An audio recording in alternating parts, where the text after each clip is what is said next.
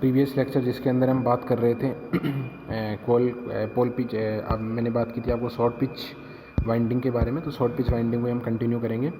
तो मैंने ये बताया था कि पोल पिच हमेशा क्या होगा, शॉर्ट पिच वाइंडिंग के अंदर पोल पिच की वैल्यू हमेशा आपकी ग्रेटर होगी कोयल स्पान से। कोयल स्पान से हमेशा पोल पिच की वैल्यू क्या होगी, आपकी ज़्यादा होंगी। ठीक है, इसकी अगर हम डेफिनेशन की बात करें तो डेफिनेशन की बात करें तो हम बोल सकते हैं कि when two coils of any coil when two coils of any coil forming a complete coil of a winding are less than 180 degree electrically spaced, then the winding is known as the short pitch winding, then known as the short pitch winding।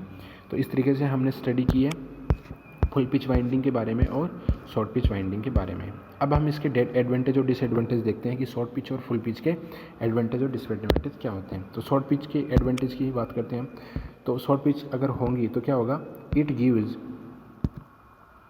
just one second, it gives more sinusoidal waveform by reducing the harmonic component। it saves copper as length required for connection is less। Copper save होगा तो length भी आपकी less connection की requirement होगी। Mechanical strength of coil will increase, mechanical strength भी आपकी कोयल की increase होगी। और इसका डिसएडवांटेज क्या होता है कि total voltage around the coil is somewhat reduce due to the reduce leakage flux in the short pitch coil. तो इसकी वजह से क्या होगा कि जो फ्लक्स लिंकेज है उसका रिडक्शन होने की वजह से वोल्टेज भी आपका रिड्यूस हो जाएगा। ठीक है, तो ये आपके एडवांटेज और डिसएडवांटेज इसके हो गए हैं। ठीक है, उसके बाद में हम स्टडी नेक्स्ट क्लास के अंदर करेंगे इंटीग्रल स्लॉट वाइंडिंग और फ्रैक्शनल स्लॉट वाइंडिंग के बारे में।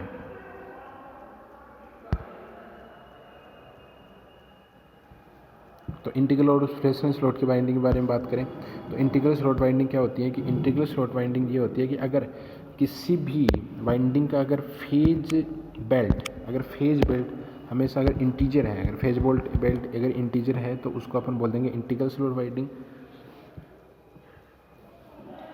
और अगर फेज बेल्ट इंटीजर नहीं है, फ्रैक्शनल है, तो हम उसको बोलते हैं आपका फ्रैक्शनल स्लॉट वाइंडिंग। ठीक है, तो एग्जांपल हम लेते हैं कि जैसे मान लो कि एक 3 फेज 6 पोल 36 स्लॉट अल्टरनेटर हमने लिया है, 3 4 6 पोल 36 अल्टरनेटर लिया है। तो इसका स्लॉट पर पोल निकालेंगे तो कितना आएगा, 36 स्लॉट्स डिवाइड बाई पोल 6 हैं तो 6 आ गए। फेज बेल्ट निकालेंगे तो फेज बेल्ट हो जाएगा आपका slot per pole divide by phase, तो यह आ जाएगा 6/3। 6/3 मतलब 2, और 2 आपका क्या है, इंटीजर है। 2 आपका इंटीजर है, तो इसका मतलब क्या है कि इस टाइप की जो वाइंडिंग होगी या इस पर्टिकुलर क्वेश्चन जिसके अंदर 3 फेज 6 पोल 36 स्लॉट और अल्टरनेटर दिया हुआ है, तो ये जो फेज बेल्ट होगा दैट इज इंटीजर। तो this particular winding is called as the integer winding, integer slot winding. Okay, and second हम बात करते हैं फ्रैक्शनल स्लॉट वाइंडिंग। तो फ्रैक्शनल स्लॉट वाइंडिंग में क्या होगा आपका, फ्रैक्शनल स्लॉट वाइंडिंग के अंदर क्या होगा कि आपका जो फेज बेल्ट आएगा that will not be the integer, it will be the fractional, it will be the fraction, it will comes in the fraction. Okay, तो लेट्स स्टार्ट। तो फेज बेल्ट अपना वही होता है स्लॉट पर पोल upon phase. तो सबसे पहले अपने पास क्वेश्चन दिया गया है कि 3 phase 10 pole 42 slot alternator you have given, then you have to find out the phase belt. तो P is equal to 10, S equal to 42 and the phase equal to 3, then we have to calculate the slot per pole, it will equal to the 42 divide by 10, 42 by divide. तो अब अपने को directly 4.2 नहीं लिखेंगे, otherwise it will give the wrong answer. Then you have to calculate the phase belt.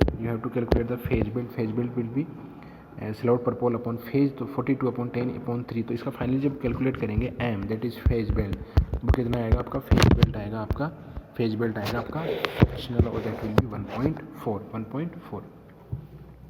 तो 1.4 आएगा तो fractional है, तो इसको अपन बोलते हैं फ्रैक्शनल स्लॉट वाइंडिंग। ओके, अब इसी को ही हम क्या लिख सकते हैं कि इस 4.14/10 को क्या लिख सकते हैं हम, इसको थोड़ा सिंप्लीफाई तरीके का कर सकते हैं। सिंप्लीफाई तरीके से हम इसको सॉल्व कर सकते हैं कि m को लिख सकते हैं, 14 को लिख सकता हूँ मैं 2/2 × 7 और 10 को लिख सकता हूँ मैं 2 × 5। तो 2 कॉमन है तो इसको मैं लिखता हूँ k × SK और k × PK। तो k क्या है यहाँ पे, नंबर ऑफ रिपीटेड सेक्शन कितने हो रहे हैं, एस क्या है, number of slot for each section, यानी के टोटल सेक्शन है तो उसमें से एस क्या है, एस के क्या है आपके total number of slot for each section, और पी क्या है, number of poles for the each section. Okay, तो इस तरीके से हम इसको क्या बोल सकते हैं, इस फॉर्मूले को लिख सकते हैं।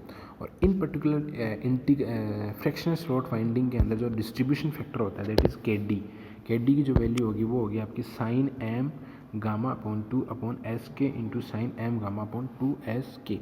तो ये नॉर्मली गेट जैसे एग्जाम्स के अंदर इसको पूछा गया है नॉर्मली काफ़ी टाइम में, तो you should aware about it that what will be the distribution factor in case of the slot winding fractional slot winding.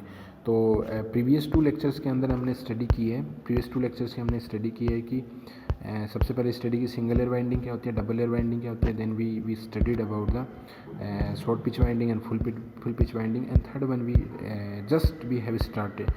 Finished the integral slot winding and the fractional slot winding.